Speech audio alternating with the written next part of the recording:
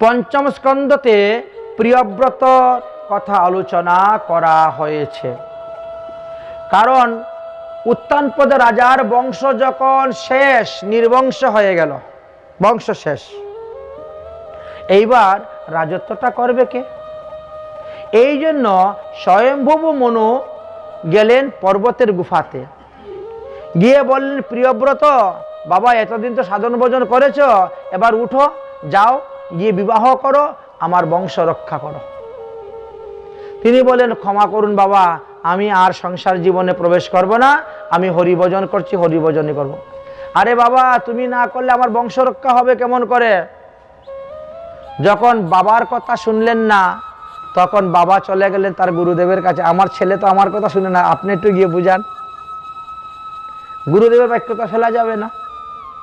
দেবশ্রী নারদ আসলেন, এসে বললেন, প্রিয়ব্রত এতদিন তো ভজন সাধন করেছো বাবা, অনেক সিদ্ধি লাভ করেছো, এবার যাও বংশ রক্ষা করার জন্য যাও, আর তোমার বংশেতে যে মহাপুরুষগণের আবির্ভাব হবে। গুরুদেব, সংসার ভালো লাগে না, না লাগলেও করতে হবে, তুমি মনে করো যে ব্রহ্মার আদেশ এটা। গুরুর আদেশে এখন তিনি তখন আসন থেকে উঠে আসলেন এবং বিয়ে করলেন। প্রিয়ব্রত বিবাহ করলেন। প্রথম স্ত্রীর গর্ভে তিনি 10টি পুত্র এবং 1টি কন্যা সন্তান জন্ম দিন। তার মধ্যে 3টি পুত্র সন্ন্যাসী হয়ে গেলেন, আর 7 পুত্র হলেন গৃহস্থ।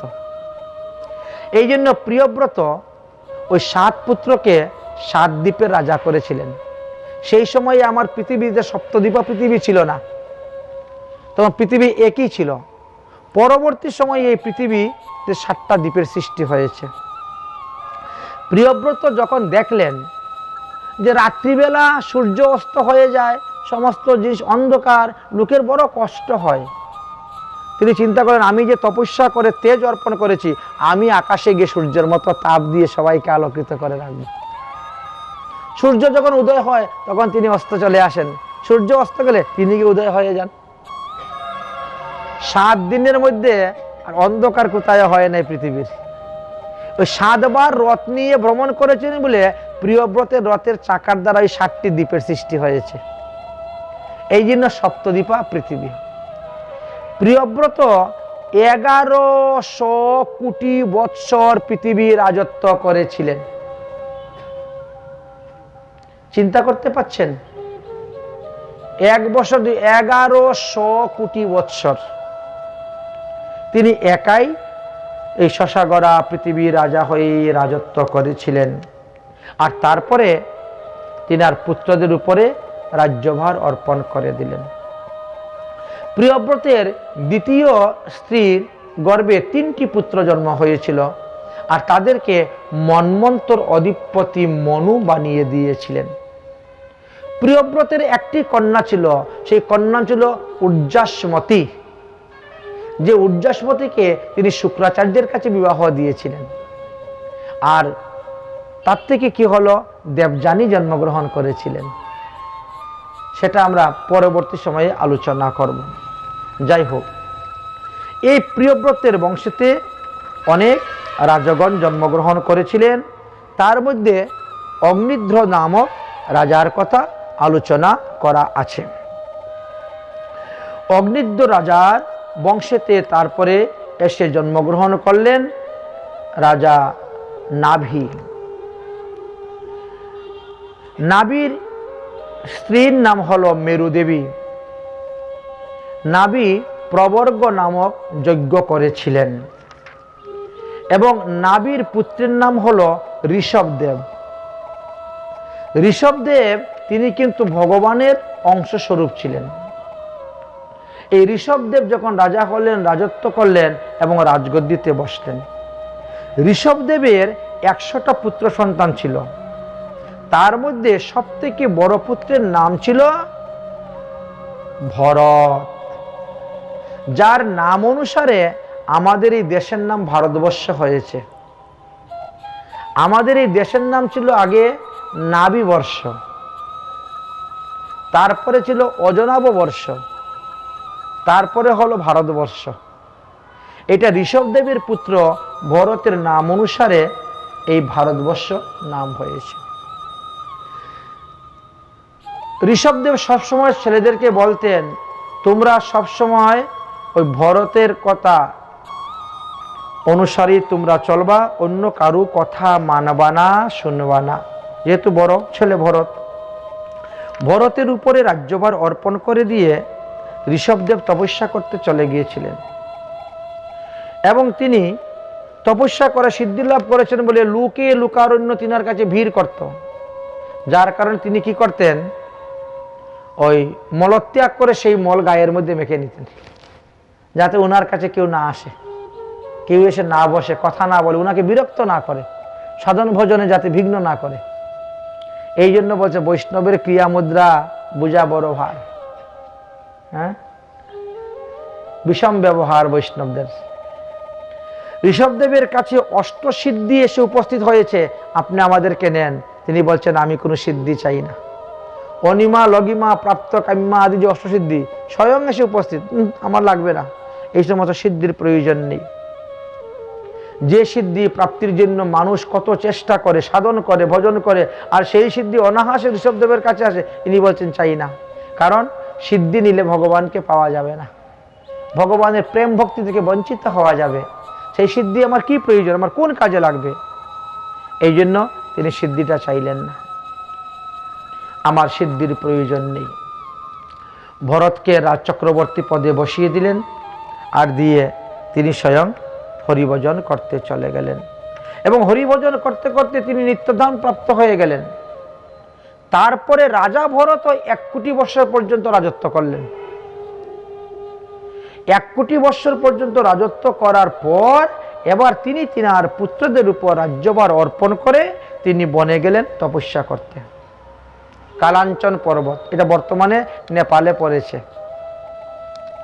তপস্যা করতে বসেছেন, এমন সময় তিনার পাশে এক গর্ভবতী হরিণী এসে জল পান করতেছে। সিংহের গর্জন শুনে প্রাণ ভয়ে যখন লাফ দিয়েছে, তখন গর্ভস্থ শিশু প্রসব হয়ে জলের মধ্যে পড়ে গেছে, গণ্ডকী নদীর জলে। এটাকে কৃষ্ণগঙ্গাও বলা হয়, গণ্ডকী নদীকে।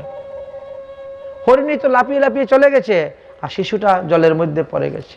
তিনি চিন্তা করলেন, আমার চোখের সামনে সদ্যজাত একটা শিশু পরে মারা যাবে, আমি যদি তাকে না বাঁচাই, না রক্ষা করি, আমার এতে অপরাধ হবে, আমার পাপ হবে। শিশুটাকে জল থেকে তুলে নিয়ে আসলেন। অনেকক্ষণ অপেক্ষা করলেন, যদি তার মা আসে তার মায়ের কাছে দিয়ে দিব, কিন্তু মা তো গর্ভযন্ত্রণায় সেখানে মারা গিয়েছে, ফিরে আসে না। তাহলে শিশুটাকে দেখবে কে? তাহলে আমি তার মা, আমি তার বাবা। নিজেকে কর্তব্য মেনে নিলেন, এখানেই অপরাধ। নিজেকে যখন কর্তারূপে গ্রহণ করলেন, আমি তার মা, আমি তার বাবা। এবার তাকে কাঁধে করে নিয়ে গেলেন, কুলে করে নিয়ে গেলেন, গৃহে নিয়ে তারকে কোমল কোমল তৃণভোজন করাচ্ছেন, জলপান করাচ্ছেন, এইটা করাচ্ছেন, সেটা করেছেন, তাকে আদর করে দিচ্ছেন, ভালোবাসা দিচ্ছেন। ফুল তুলসী আনতে গেলে ওকে আবার কাঁধে করে নিয়ে যাচ্ছেন। রাস্তায় কাদা দেখলে, কিস দেখলে ওকে কুলে করে নিয়ে যান, এই কাদা লেগে যাবে পায়ে, কুলে করে নিয়ে যাচ্ছেন। এইভাবে হতে হতে তার প্রতি এমন একটি মায়া, মমতা, ভালোবাসা হয়েছে, সবসময় তার চিন্তা। হরিভজন করতে গিয়েও চিন্তা করছেন, আরে আমি যে আসলাম, ঘরের দরজাটা কি ভালো করে বন্ধ করে আসছি, হরিণের বাচ্চাটাকে বেঁধে এসেছি, কি জানি মনে পড়ছে না তো, যদি দরজা খোলা থাকে বেরিয়ে যায় তাহলে বাঘ ভাল্লুক খেয়ে নিবে। কত চিন্তা। ওই চিন্তা যখন করতেছেন, আর এমন সময় মৃত্যুদেব এসে উপস্থিত, চলো, ধরে নিয়ে চলে গেলেন। জমালয়ে যাওয়ার পরে যম মহারাজ বলছেন, চিত্রগুপ্ত খাতা খুলো তো। বলে, ইনি তো জীবনে অনেক পুণ্যই করেছেন, কিন্তু মৃত্যুর সময়ে তো তিনি হরিণের চিন্তা করে মারা গিয়েছেন। বলে, তাহলে আগে তাকে হরিণ জন্মে পাঠাও। জং জং ব্যাপী স্মরণম তেজান্তে কলেবরম। যাও। হরিণ যিনি পাঠালেন, কিন্তু তপস্যার প্রভাবে জাতিস্মর হয়ে গেলেন। মনে আছে, আমি এই ভারতবর্ষের রাজা ছিলাম, আমি ছিলাম রাজা ভরত, কিন্তু আমার একটু ভুলের কারণে আমি আজকে হরিণ যিনি পেয়েছি। আমি আর অন্য কোনো হরিণ শিশুর সঙ্গে খেলাধুলা করব না, আমি গাছ থেকে পেরে কোনো গাছের পাতা খাবো না, কোনো ফল খাবো না। তাহলে কি করে বাঁচবো? ওই সাধু মুনি ঋষিরা খেয়ে যে ফেলবে উচ্ছিষ্ট, সেই উচ্ছিষ্ট খেয়ে আমি জীবন ধারণ করব। চিন্তা করতে পারছেন? আর সাধুমুখে হরিকথা শ্রবণ করতেন। হরিণ তিনি তো কিছু বুঝলেন না, আর বুঝি আর না বুঝি হরিকথা তো কানে যাচ্ছে, হরিকথা কানে তো ঢুকতেছে। এইভাবে করে দেহত্যাগ করলেন হরিঞ্জনী, আর তারপরে তিনি এক ব্রাহ্মণের পুত্র রূপে জন্মগ্রহণ করলেন। সেই ব্রাহ্মণের দুটি বিবাহ করেছিলেন। প্রথম স্ত্রীর গর্ভে তিনার 9টি সন্তান ছিল, আর দ্বিতীয় স্ত্রীর গর্ভে ভরত আর ভরতের এক বোন জন্মগ্রহণ করেছিলেন।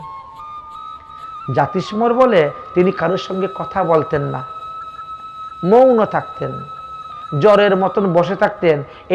এই জন্যও তিনার নাম জড়ভরত দিয়েছেন সবাই। ব্রাহ্মণের ছেলে উপনয়ন সংস্কার করিয়েছেন। গায়ত্রী মন্ত্র জপ তাকে শিখাতে 6 মাস লেগে গেছে। খালি ওম ভূ ভুব সুহা এই 4 অক্ষর জপ করতে 6 মাস লেগে গেছে মুখস্থ করতে। চিন্তা করতে পারছেন কিভাবে জড়ো, বাকি তো পরেই রইল। কিন্তু এর মধ্যে তিনার বাবা মারা গেলেন। সেই সময়ের প্রথা অনুসারে তিনার মা সতী হলেন বাবার সঙ্গে, যার ফলে বিমাতাগরের ভাইদের হাতে পড়লেন ভরত। এরা নিজেরা কাজ না করে ওকে দিয়ে খাটাতেন, কাজ করাতেন। ভরত চিন্তা করেন আমি যদি কাজ করি ঠিক মতো, তো রোজ আমাকে দিয়ে কাজ করাবে, তো সারাদিন কাজ করলে হরিভজন করবো কখন? এই জন্য একটু উল্টা পাল্টা কাজ করি। তারা যা বলে তার বিপরীত কাজ করতেন। আর এর কারণে ওনাকে মারধরও করতো। ওরা বাসি পচা গন্ধা খাবারও দিত, কিন্তু তিনি সব ভগবানের প্রসাদ রূপে সব গ্রহণ করে নিতেন, সবকিছু খেতেন বলে তিনি হৃষ্টপুষ্ট শরীরটা ছিল। আর ওরা তো বেছে বেছে খায়, ওটা খাবো সেটা খাবো না, ওটা খাবো সেটা খাবো না, এদের আর স্বাস্থ্য হয় না, হৃষ্টপুষ্ট তিনি। এবার ভাইয়েরা বলছে এই শুন, খেতে ধান পেকেছে, ওই পশু পাখিরা এসে ধানগুলো নষ্ট করে দেয়, ওখানে থাক, ওখানে থেকে পাহারা দিবি, আমরা টাইম মতো তোকে খাবার পৌঁছিয়ে দিবে সময় মতো। তিনি গিয়েছেন ধান পাহারা দিতে, কিন্তু পাখিরা যখন এসে ধান খেতে বসে তখন তিনার দয়া উপস্থিত হয়ে যায়। আহারে, এরা তো ভগবানেরই জীব, পাখিরা তো ভগবানেরই জীব, আর ধানও তো ভগবানই দিয়েছেন। কারু দেখবেন 1 বিঘার মধ্যে 20 মণ ধান হবে, আর কারো 5 মণও হয় না, ভগবানই তো দিয়েছে।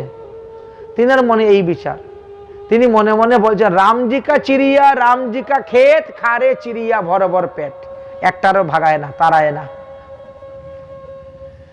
এখন বিমাতার ঘরে ভাইয়েরা এসে যখন দেখলো, তখন তোরা রেগে গিয়েছে, একে মেরে পিঠে ভাগিয়ে দিয়েছে।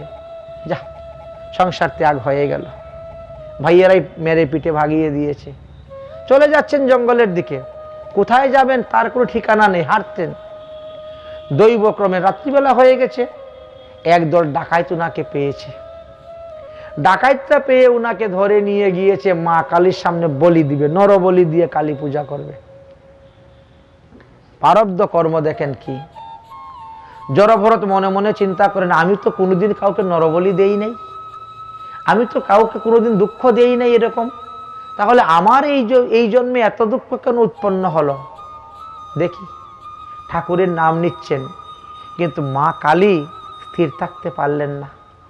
আমার সামনে একজন কৃষ্ণ ভক্তকে অপমান করবে, এটা মা কালী সহ্য করতে পারলেন না। ডাকাইতরা যখন আসলো তাকে বলি দিবেন, তখন মা কালী বিগ্রহ থেকে প্রকট হয়ে ডাকাইতদের সঙ্গে যুদ্ধ করতে শুরু করলেন। ডাকাইতের মস্তক কেটে দিয়ে তাদের সঙ্গে, তাদের মাথা দিয়ে ফুটবল খেলতে শুরু করেছেন, কন্দুক খেলা লেখা আছে, শুরু করে দিয়েছে। চিন্তা করতে পারছেন? এইরকম আমাদের অদ্বৈত প্রভুর জীবনীতে হয়েছে। অদ্বৈত প্রভু যখন বাল্যকাল ছিলেন তখন তিনার নাম ছিল মঙ্গল, কমলাক্ষ নাম ছিল। তো রাজবাড়ির রাজার ছেলের সঙ্গে বন্ধুত্ব ছিলেন, লাহুর পরগনার রাজা বিদ্যুৎ সিংহের সঙ্গে। তো রাজা তো কালী ভক্ত, 21 হাত লম্বা বিগ্রহ। অদ্বৈত প্রভু গিয়ে মা কালীকে প্রণাম করেন নাই বলে রাজা বড় অপমান করেছিল। তো পাশেই তো আড়াই পণ্ডিত ছিলেন, তিনি বলছেন বাবা এত তর্ক যুদ্ধের দরকার নাই, রাজার কথা অনুসারে দেবীকে প্রণাম করো। তিনি বলছেন বৈষ্ণবের প্রণাম তো কোনো দেবীরা নেয় না, প্রণাম করলে দেবী অন্তর্ধান হয়ে যাবেন। বলে না, হবে না। দেখুন, যেই প্রণাম করছেন ধ্রাম করে মূর্তি পরে ভেঙে গেছে, টুকরো টুকরো হয়ে গেছিল, দেবী চলে গিয়েছিলেন। ঠিক তেমনি ভাবে আমাদের গোপাল গুরুর জীবনীতে হয়েছে।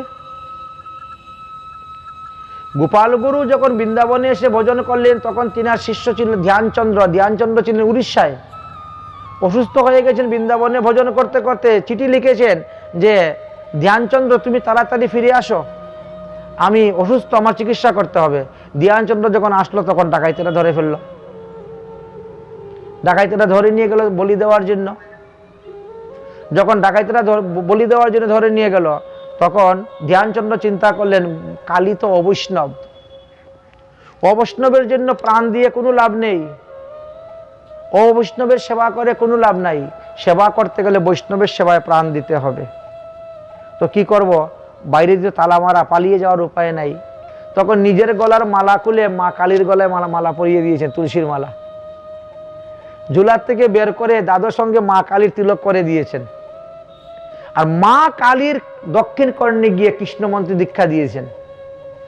ধ্যানচন্দ্র দীক্ষা দিয়ে বললেন, যাও, আজকে তুমি বৈষ্ণবী হয়ে গেলে, এইবার তোমার নামে বলি দিল, আমার আর কোনো দুঃখ নেই। বৈষ্ণব সেবায় তো গেল, অবৈষ্ণবে তো প্রাণ গেল না। চিন্তা করছেন।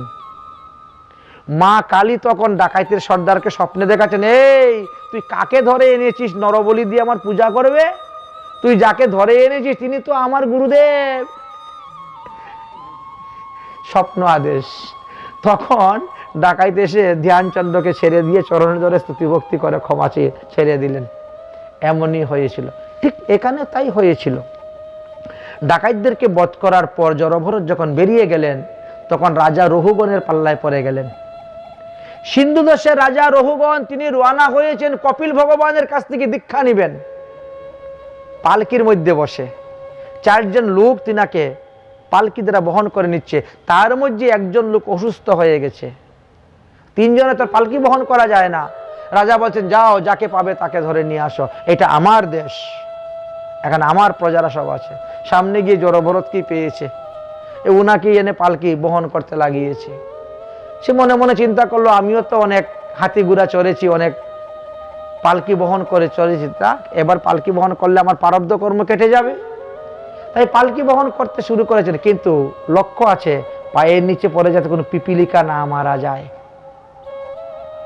আর জানি নতুন প্রারব্ধ কর্ম সৃষ্টি না করি, তাহলে তো বিপদ। এই জন্য মধ্যে মধ্যে লাভ দিয়ে দেন। তো আর লাভ দিলে পরেই এলোমেলো হয়ে যায় সব।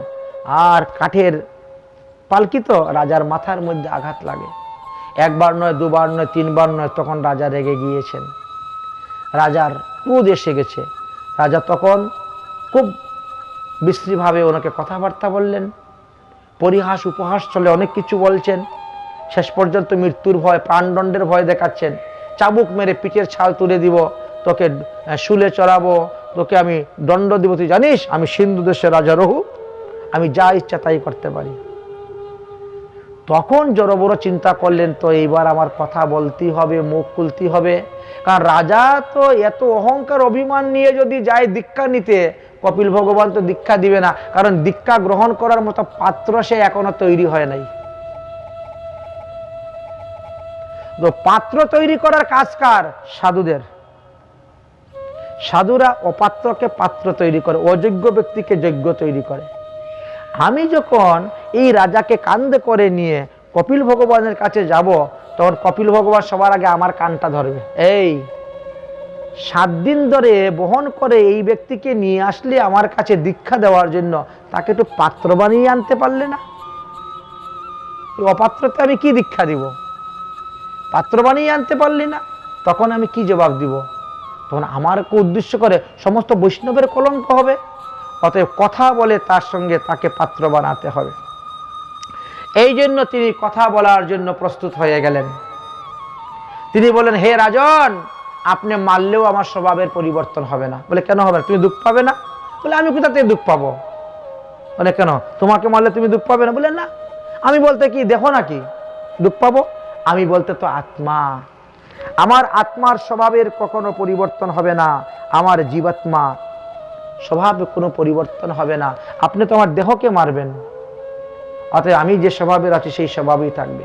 কথাবার্তা বলতে বলতে রাজা বললেন, তাহলে আমি বুঝতে পারছি না। হ্যাঁ, এই যে আমরা উনুনের মধ্যে, চুলার মধ্যে আগুন দেই, তার উপরে হাঁড়ি বসাই, তার উপরে জল বসাই, তার ভিতরে চাল দিই।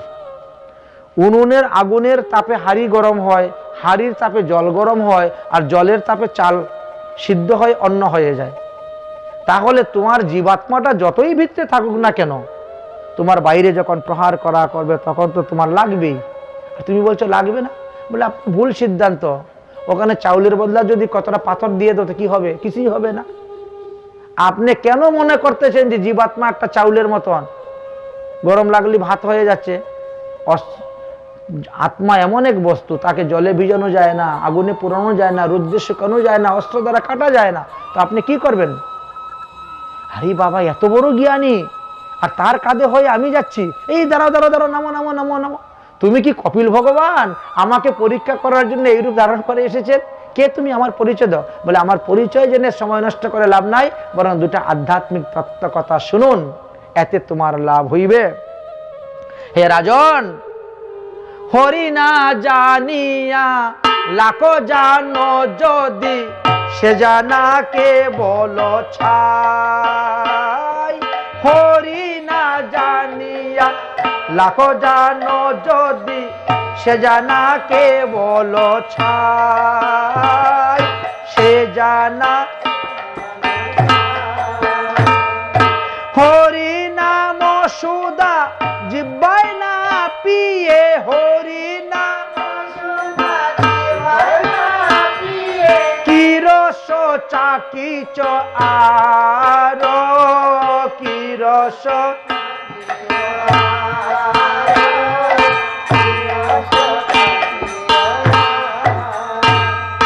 চিনি কলা ক্ষীর মিশ্রিতে, চিনি কলা ক্ষীর মিশ্রিতে রতি, দেখো না কি ফল তার। চিনি কলা ক্ষীর মিশ্রিতে রতি, দেখো না কি ফল তার। হরি ভজন না করিয়া আত্মতত্ত্ব নিয়ে পড়ে থাকলে লাভ হবে না, দেহতত্ত্ব নিয়ে পড়ে থাকলে লাভ হবে না। দেহতত্ত্ব হলো জলের গর্ত, তাই হরি ভজন করলে লাভ হবে। হরি নাম মনি হৃদয়ে না ধরি, কি বুষা বুষে চগায়। হরি নাম মনি কি বুষা।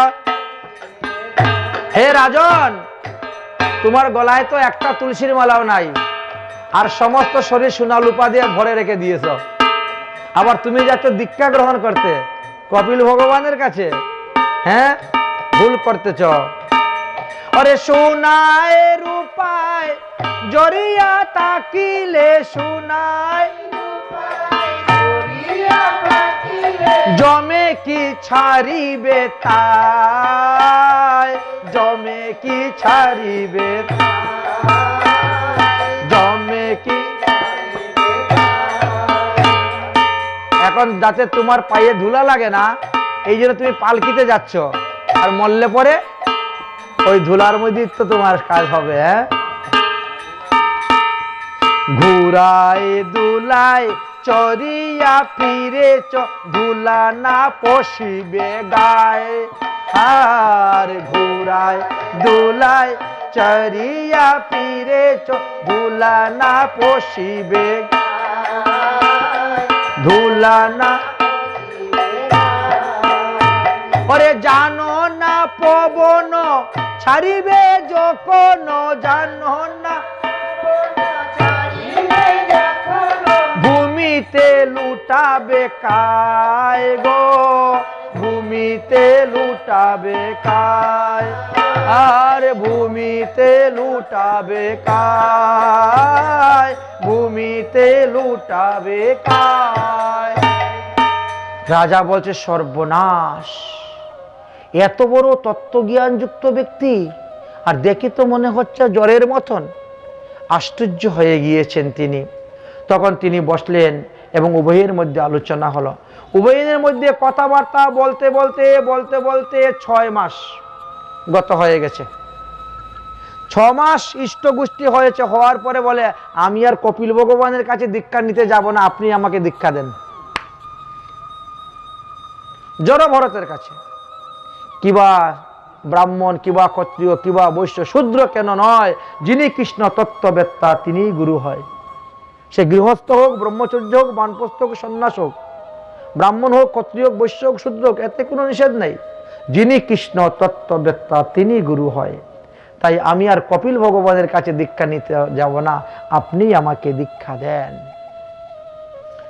জড়ভরতের কাছ থেকে দীক্ষা নিয়ে এমন ত্যাগ তিতিজ্ঞা বৈরাগ্য আসলো এবং তিনিও বাড়িতে গিয়ে পুত্রদের উপর রাজ্যভার দিয়ে তিনি শ্রীধাম বৃন্দাবনতে গমন করলেন।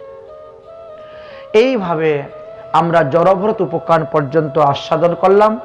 আজকের মতো ভাগবতীয় কথা আমাদের এখানেই বিশ্রাম, কারণ শ্রীমদ্ ভাগবত মহাপুরাণের ভাগবত সপ্ত জ্ঞানযোগ্য অনুসারে দ্বিতীয় দিবসের পাঠ জড়ভরত চরিত্র পর্যন্ত আমরা পৌঁছেছি। আগামী কল্য আমাদের নৃসিংহ অবতার পর্যন্ত, প্রহ্লাদ চরিত্র পর্যন্তই হবে। অতএব আপনারা সবাই আসবেন। ঠিক 3টা থেকে আমরা পাঠে বসে যাই, 3টা থেকে রাত্রে 9টা পর্যন্ত পাঠ। আজকে একটু বেশি হয়ে গেছে, 9টা 25 মিনিট হয়ে গেছে, তাই আজকের মতো এখানেই ভাগবত কাজ সমাপ্ত দিচ্ছি। বলো শ্রীমদ্ ভাগবত মহাপুরাণ কি, শ্রীকৃষ্ণ দেবপায়ন বদিব্যাস জিউ কি, শ্রী শুক মুনি কি, শ্রী সুত মুনি কি, পরীক্ষিত মহারাজ কি, সনকাদি ঋষিবৃন্দ কি, আপন আপন গুরুদেব কি, আপন আপন ইষ্টদেব কি, गिरिवाला पाल की, इनके आत्मार कल्याणार्थ भागवत सप्ताह की, आज के आनंद की। जय जय श्री राधेश्याम।